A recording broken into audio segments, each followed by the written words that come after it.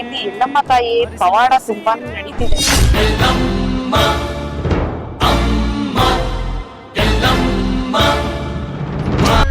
ಒಂದು ಇದ್ರಲ್ಲೂ ಒಳ್ಳೇದಾಗ್ತಾ ಇದೆ.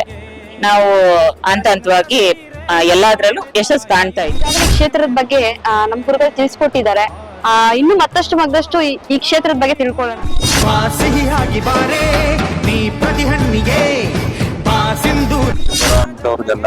ಇವತ್ತವರೆಗೂ ಯಾವುದೇ ರೀತಿ ತೊಂದರೆ ಆಗದ ರೀತಿಲಿ ತುಂಬಾ ಚೆನ್ನಾಗಿ ನಡೆಸ್ಕೊಂಡು ಹೋಗ್ತೀವಿ.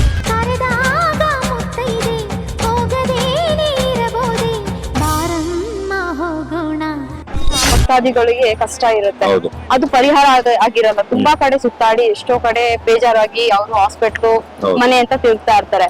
ಅಂತವ್ರಿಗೆ ನೀವ್ ಹೇಳೋದಾದ್ರೆ ಏನ್ ಹೇಳಿ?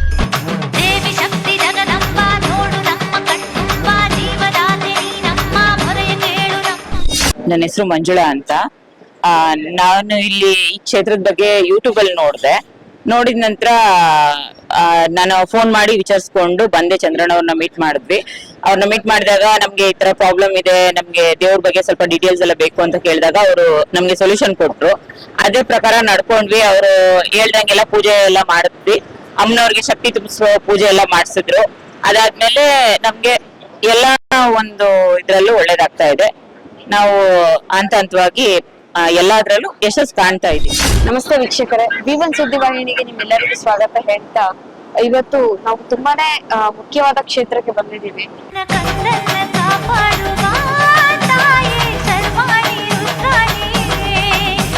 ಅಂದ್ರೆ ಇಲ್ಲಿ ಎಲ್ಲಮ್ಮ ತಾಯಿ ಪವಾಡ ತುಂಬಾ ನಡೀತಿದೆ. ಗುರುಗಳನ್ನ ಮಾತಾಡ್ಸೋಣ. ಗುರುಗಳ ನಮಸ್ತೆ. ಗುರುಗಳು, ಯಾವ ತರ ಇದು ಎಲ್ಲಮ್ಮ ಪವಾಡ ಮಾಡ್ತಾ ಇದಾರೆ ಬಂದಂತ ಭಕ್ತಾದಿಗಳಿಗೆ? ಇಲ್ಲಿ ಯಾವುದೇ ರೀತಿ ತೊಂದರೆ ಆಗದ ರೀತಿಲಿ ತುಂಬಾ ಚೆನ್ನಾಗಿ ನಡೆಸ್ಕೊಂಡು ಹೋಗ್ತಾ ಇದೆ. ಸುಮಾರು ಎಷ್ಟು ವರ್ಷ ಆಯ್ತು ಅಮ್ಮನವ್ರು? ಸುಮಾರು ಒಂದು 15 ವರ್ಷ ಆಯ್ತು ಅಮ್ಮನವ್ರಿಗಾಗಿ. ಯಾವ ತರ ಬಂದ್ರು ಅಮ್ಮನವರು ಒಲ್ಮೆ ಆಗಿ ಬಂದಿದ್ದಂಥದ್ದು. ನಾವು ಸ್ವತಃವಾಗಿ ಯಾವ್ದೊಂದು ಎತ್ಕೊಂಡ್ ಬಂದಿದ್ದು ಮತ್ತೊಂದು ಇಲ್ಲ. ಅಮ್ಮನವ್ರು ತಾನಾಗಿ ತಾನು ಒಲ್ದು ಬಂದಿದ್ದು ನಡ್ಸ್ಕೊಂಡು ಹೋಗ್ತಾ ಇದೀವಿ. ಅಂದ್ರೆ ಅಮ್ಮನವ್ರು ಬಂದು ಒಂದಷ್ಟು ಸಾಕಷ್ಟು ದೇವಸ್ಥಾನಗಳಿಗೆ ದೇವ್ರನ್ನ ಮಾಡ್ಕೊಡ್ತೀರಾ, ಜೀವ ಕಳೆ ಮಾಡ್ತಾ ಇದ್ದ. ಇದು ಯಾವ ತರ ಅಮ್ಮನವ್ರು ಯಾವಾಗಿಂದ ನಡೆಸ್ತಾ ಇದ್ದಾರೆ? ಸುಮಾರಲ್ಲೇ ಒಂದು 8 ವರ್ಷದಿಂದಲೂ ದೇವಸ್ಥಾನದ ವಿಚಾರಗಳಲ್ಲಿ ಹೊರಗಡೆ ಪೂಜೆ ಪುನಸ್ಕಾರಗಳನ್ನ ಮಾಡಿಸೋ ರೀತಿಲಿ ಈ ದೇವಸ್ಥಾನದಲ್ಲಿ ಯಾವ ತರ ಮಾಡ್ಬೇಕು ಕಟ್ಟಡ ಅಂತ ಅನಿಸ್ತು. ಮತ್ತೆ ಮುಖ್ಯವಾಗಿ ಅಮ್ಮನವ್ರು ಯಾವ ತರ ಬಂದ್ರು? ಮುಖ್ಯವಾಗಿ ನಾವು ಹೊರಗಡೆ ಇದ್ದಂತವ್ರು, ಹೊರಗಡೆ ಬೇರೆ ಕೆಲಸ ಮಾಡ್ಕೊಂಡು ಇದ್ದಂತವ್ರು, ಅಲ್ಲಿ ಪ್ರೇರಣೆಯಾಗಿ ಬಂದಿದ್ದಂತ ಅಮ್ಮನವ್ರು ಇವರು. ಅದು ಯಾವ ತರ ಮಾಡ್ತಾ ಇದ್ದಾರೆ? ತುಂಬಾ ಪವಾಡವನ್ನ ಸೃಷ್ಟಿ ಮಾಡ್ತಿದ್ದಾರೆ ಅಂತ ಕೇಳ್ಪಟ್ಟಿದ್ದೀನಿ. ಹೌದು. ಈಗ ಒಂದು ಸಂತಾನದ್ದೇ ಇರ್ಬೋದು, ಒಂದು ಮದುವೆ ವಿವಾಹಗಳದ್ದೇ ಇರ್ಬೋದು, ಇನ್ನ ಒಂದ್ ಕಷ್ಟ ಸುಖ ಅಂತ ಬಂದವ್ರಿಗೆಲ್ಲಾರ್ಗು ತುಂಬಾ ಅನುಕೂಲವಾಗಿ ಕೆಲಸ ಮಾಡ್ಕೊಡ್ತಾ ಇದಾರೆ ಅಮ್ಮನವ್ರು. ಮತ್ತೆ ನೀವು ದೇವ್ರಗಳಿಗೆಲ್ಲ ದೇವ್ರ ಮಾಡ್ಕೊಡ್ತಾ ಇದ್ರ, ದೇವಸ್ಥಾನಗಳಿಗೆಲ್ಲ ಜೀವ ಕಳೆ ತುಂಬ್ತಾ ಇದ್ದೀರಾ, ಅದ್ರ ಬಗ್ಗೆ ಹೇಳೋದಾದ್ರೆ? ದೇವ್ರಗಳಿಗೆಲ್ಲ ಇವತ್ತವರೆಗೂ ತುಂಬಾ ಚೆನ್ನಾಗಿ ಬಂದೋಗುವಂತ ದೇವ್ರಗಳಿಗೆಲ್ಲ ಜೀವಗಳೇ ತುಂಬಿ ಪ್ರತಿಷ್ಠಾಪನೆ ಮಾಡಿ ಹೋಮ ಉಪಚಾರಗಳನ್ನೆಲ್ಲ ನಡೆಸಿ ತುಂಬಾ ಚೆನ್ನಾಗಿ ನಡೆಸ್ಕೊಡ್ತಾ ಇದೀವಿ. ಸುಮಾರು ಎಷ್ಟು ಮಾಡಿದೀರಾ ಅಂತ? ಸುಮಾರು ಒಂದ 300-350 ದೇವ್ರಗಳನ್ನ ಮಾಡಿದೀವಲ್ಲ. ಅಂದ್ರೆ ಇವಾಗ ಕಷ್ಟ ಅಂತ ಬರ್ತಾರೆ ಭಕ್ತಾದಿಗಳು. ಅಂದ್ರೆ ನೀವು ಕಣ್ಣು ಮುಂದೆ ಅಮ್ಮನವ್ರಿಂದ ಪವಾಡ ಮಾಡಿದ್ದಾರೆ ಅಂತ ಅಂದ್ರೆ ಅದ್ ಯಾವ್ದಾದ್ರು ಒಂದು ಉದಾಹರಣೆ ಕೊಡಕ್ಕಾಗತ್ತಾ? ನಮಗೆ ಬೇಕಾಗಿರೋದು ಏನು ಅಂದ್ರೆ ತಡೆ. ಅಂದ್ರೆ ಇಲ್ಲಿ ಎಷ್ಟೋ ಜನ ಭಕ್ತಾದಿಗಳಿಗೆ ಕಷ್ಟ ಇರುತ್ತೆ, ಅದು ಪರಿಹಾರ ಆಗಿರಲ್ಲ. ತುಂಬಾ ಕಡೆ ಸುತ್ತಾಡಿ ಎಷ್ಟೋ ಕಡೆ ಬೇಜಾರಾಗಿ ಅವರು ಹಾಸ್ಪಿಟ್ಲು ಮನೆ ಅಂತ ತಿರುಗ್ತಾ ಇರ್ತಾರೆ. ಅಂತವ್ರಿಗೆ ನೀವ್ ಹೇಳೋದಾದ್ರೆ ಏನ್ ಹೇಳ್ತೀರಾ? ಅಂತವ್ರಿಗೆ ಹೇಳೋದಾದ್ರೆ ಈ ಕ್ಷೇತ್ರಕ್ಕೆ ಬಂದ್ರೆ ಎಂತ ಕಾಯಿಲೆನೇ ಇರ್ಬೋದು, ಒಂದು ಮಾಟ ಮಂತ್ರದ್ದೇ ಇರ್ಬೋದು, ಆ ವಿಚಾರದಲ್ಲಿ ಪ್ರತಿಯೊಂದನ್ನು ಬಗೆಹರಿಸಿಕೊಡುವಂತದ್ದು ಅಮ್ಮನವ್ರು ಮಾಡ್ಕೊಡ್ತಾರೆ. ನಿಮ್ಮ ಕ್ಷೇತ್ರದಲ್ಲಿ ಯಾವ್ದಾನ ಒಂದು ಉದಾಹರಣೆ, ಇಂತ ಕಾಯಿಲೆ ಇತ್ತು ಬಂದಿದ್ರು, ಅವ್ರು ತುಂಬಾ ಖರ್ಚು ಮಾಡಿ ಹಾಸ್ಪಿಟ್ಲ್ಗೆ ಬಂದು ನಮ್ ಕ್ಷೇತ್ರದಲ್ಲಿ ವಾಸಿ ಮಾಡ್ಕೊಂಡು ಹೋಗಿದ್ದಾರೆ ಅನ್ನೋದು ಏನಾದ್ರು ಉದಾಹರಣೆ ಇದೆಯಾ? ಸುಮಾರು ಈಗ ಹೇಳ್ಬೇಕು ಅಂದ್ರೆ ಒಂದು 7-8 ವರ್ಷದಲ್ಲಿ ಇರ್ಬೋದು. ಬೆಂಗಳೂರವ್ರು ಒಂದು ವ್ಯಕ್ತಿ ತುಂಬಾ ಆಗದೇ ಇಲ್ಲ, ಬದುಕೋದೇ ಇಲ್ಲ ಅನ್ನೋ ಒಬ್ರು ವ್ಯಕ್ತಿ ಕ್ಷೇತ್ರಕ್ಕೆ ಬಂದು ಅಮ್ಮನವ್ರನ್ನ ಕೇಳಿ ರೆಡಿಯಾಗಿ ಹೋಗಿರೋಂಥದ್ದು.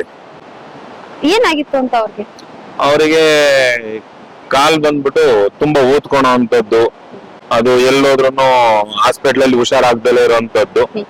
ಅಮ್ಮನವ್ರ ಹತ್ರ ಬಂದ್ ಕೇಳಿದಾಗ ಇಲ್ಲಪ್ಪ ಇದು ಕೆಟ್ಟದಾಗಿರೋಂಥದ್ದು, ಇದನ್ನ ಬಗೆಹರಿಸಿದ್ರೆ ಸರಿ ಆಗುತ್ತೆ ಅಂತ ಹೇಳ್ಬಿಟ್ಟು ಅಮ್ಮನವ್ರು ಹೇಳಿದ್ದ ನಾವು ರೆಡಿ ಮಾಡಿ ಕಳ್ಸಿದೀವಿ. ಸ್ವತಃ ಅಮ್ಮನವರೇ ಬರವಣಿಗೆ ರೂಪದಲ್ಲಿ ಹೇಳಿದ್ರು. ಹೌದು, ಸದಾ ಅಮ್ಮನವರು ಬರವಣಿಗೆ ರೂಪದಲ್ಲಿ ಹೇಳಿರುವಂತದ್ದು. ಮತ್ತೆ ಇನ್ನೊಂದ್ ಕೇಳ್ಪಟ್ಟೆ, ಸಾಕಷ್ಟು ಭಕ್ತಾದಿಗಳ ಮನೆಗೆ ಹೋಗ್ತಾರೆ ಅಂತ ಕೇಳ್ಪಟ್ಟೆ.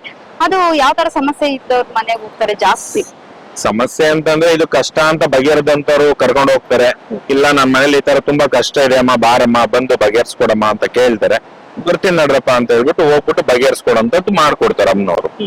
ಮತ್ತೆ ಇವಾಗ ದೇವಸ್ಥಾನಗಳಲ್ಲಿ ಕಟ್ಟಾಕ್ಬಿಟ್ಟಿರ್ತಾರೆ, ಹಾ. ಮತ್ತೆ ಜನ ಬರಲ್ಲ, ಮತ್ತೆ ದೇವ್ರಿಗೆ ದೃಷ್ಟಿ ಕಮ್ಮಿ ಇರುತ್ತೆ, ಮತ್ತೆ ಹಲವಾರು ಸಮಸ್ಯೆ ಅವ್ರಿಗೆ ಇರುತ್ತೆ, ಪೂಜೆ ಮಾಡ್ತಿದ್ದವ್ರಿಗೆ ಇರುತ್ತೆ. ಇರುತ್ತೆ. ಅಂತವ್ರಿಗೆ ಹೇಳೋದಾದ್ರೆ ಏನ್ ಹೇಳ್ತೀವಿ? ಅಂತವ್ರಿಗೆ ಹೇಳೋದಾದ್ರೆ ಈಗ ಏನು ಈಗ ಚಕ್ರಸ್ಥಾಪನೆ ಇರ್ಬೋದು, ಇನ್ನ ಜನಗಳಿಂದ ಕಟ್ಟು ಕರಾರು ಅಂತ ಏನ್ ನಡೆದಿರುತ್ತೆ ಅಮ್ಮನವ್ರ ವಿಚಾರದಲ್ಲಿ, ಅದನ್ನ ಬಗೆಹರಿಸ್ಕೊಡಂತದ್ದು ನಾವು ಮಾಡ್ತಾ ಇದೀವಿ. ಸುಮಾರು ಎಷ್ಟು ಮಾಡಿದೀವಿ? ಸುಮಾರು ಒಂದು 350-400 ತನಕ ಮಾಡಿದೀವಿ. ಅಂದ್ರೆ ಇವಾಗ ಕಡೆ ಪ್ರಶ್ನೆ ನನಗೆ ಹುಟ್ಟುತ್ತೆ. ಈಗ ದೇವಸ್ಥಾನದಲ್ಲಿ ಕಟ್ಟಾಕ್ತಾರೆ, ಅದು ಯಾವ ತರ ಕಟ್ಟಾಕ್ಬೋದು ದೇವ್ರನ್ನ ದಿಗ್ಬಂಧ ನಿಜವಾಗೂ ದೇವ್ರನ್ನ ಕಟ್ಟಾಕ್ತಾರ ಈ ತರನೋ ಅನ್ನೋದು ಪ್ರಶ್ನೆ ಹುಟ್ಟುತ್ತೆ. ಈಗ ಒಳ್ಳೇದಿದೆ ಅಂದ್ಮೇಲೆ ಕೆಟ್ಟದ್ದು ಅನ್ನೋದು ಇದ್ದೇ ಇರುತ್ತೆ ಪ್ರಪಂಚದ ಮೇಲೆ. ಹಾಗಾಗಿ ಕೆಟ್ಟದ್ದು ಅಂತದ್ದು ನಡೆಸ್ತಾ ಇರ್ತಾರೆ. ಈಗ ಆ ರೀತಿಲಿ ನಡೀತಾ ಇರುತ್ತೆ. ಮತ್ತೆ ಸಾಕಷ್ಟು ತಡೆಗಳು ಹೊಡಿತೀರಾ? ಹೌದು, ತಡೆಗಳೆಲ್ಲ ಹೊಡಿತೀವಿ. ಅಂದ್ರೆ ಮಂಡಳ ಹಾಕಿ ಮಂಡಲ ತಡೆ ಇರುತ್ತೆ, ಚೌಡಿ ತಡೆ ಇರುತ್ತೆ, ಭೂತ ತಡೆ ಇರುತ್ತೆ, ದೃಷ್ಟಿ ತಡೆ ಇರುತ್ತೆ, ಲಕ್ಷ್ಮಿ ತಡೆ ಇರುತ್ತೆ.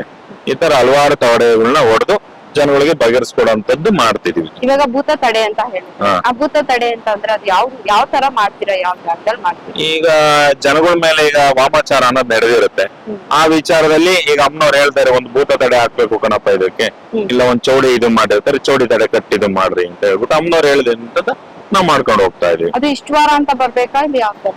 ಏನಿಲ್ಲ, ಅಮ್ಮನವ್ರಿಗೆ 3 ಪೌರ್ಣಮಿ ದಿವಸ ಬಂದು ಅಚ್ಚುಕಟ್ಟಾಗಿ ಒಂದ್ ನಿಂಬೆಹಣ್ಣಿನ ದೀಪ ಹಚ್ಕೊಂಡು ಪೂಜೆ ಮಾಡಿಸ್ಕೊಂಡು ಹೋದ್ರೆ ಈ ಕ್ಷೇತ್ರದಲ್ಲಿ ಎಲ್ಲದನ್ನು ಸಂಪೂರ್ಣವಾಗಿ ಬಗೆಹರಿಯುತ್ತೆ. ವಿಶೇಷವಾಗಿ ಇಲ್ಲಿ ನಿಮ್ಮ ಕ್ಷೇತ್ರದಲ್ಲಿ ವಿಶೇಷ ದಿನ ಯಾವುದು? ವಿಶೇಷ ದಿನ ಬಂದ್ಬಿಟ್ಟು ಪ್ರತಿ ಮಂಗಳವಾರ ಅಮ್ಮನವ್ರದ್ದು ಹೇಳಿಕೆ ಮತ್ತೊಂದು ಪ್ರಸಾದಗಳೆಲ್ಲ ಇರುತ್ತೆ. ಹೌದು.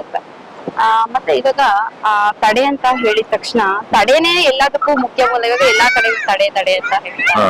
ಇವಾಗ ನಮ್ಮ ಕ್ಷೇತ್ರದಲ್ಲಿ ಇವಾಗ ಎಷ್ಟೋ ಜನಕ್ಕೆ ತಡೆ ಅಂದಿದ ತಕ್ಷಣ ಎದುರ್ಕೊಳ್ತಾರೆ. ಇವಾಗ ತಡೆ ಹೊಡ್ಸಿದ ತಕ್ಷಣ ನಾವು ತಡೆ ಹೊಡ್ಸಿದೀವಿ, ನಮ್ಗೆ ಬಗೆಹರ್ದಿಲ್ಲ ಅನ್ನೋದೊಂದು ಪ್ರಶ್ನೆ ಹುಟ್ಟುತ್ತೆ. ಅಂತವ್ರಿಗೆ ಏನ್ ಹೇಳ್ತೀರಾ? ಎಲ್ಲದಕ್ಕೂ ಒಂದೇ ಮದ್ದು ಅನ್ನೋದೇನಿರಲ್ಲ. ಈಗ ದೇಹಕ್ಕೆ ಸಂಬಂಧಪಟ್ಟಿದ್ದು, ಹಾಸ್ಪಿಟ್ಲಿಗೆ ಸಂಬಂಧಪಟ್ಟಿದ್ದು ಅಂತ ಒಂದ್ ಕಾಯಿಲೆ ಇದ್ದೇ ಇರುತ್ತೆ. ಅದನ್ನ ಅಲ್ಲಿ ಬಗೆಹರಿಸ್ಕೋಬಹುದು. ಇಲ್ಲ ದೃಷ್ಟಿ ಮತ್ತೊಂದು ಏನ್ ನಡೆದಿರುತ್ತೆ ಆ ವಿಚಾರದಲ್ಲಿ ಅಮ್ಮನವ್ರ ಹತ್ರ ಬಂದು ಬಗೆಹರಿಸ್ಕೋಬಹುದು.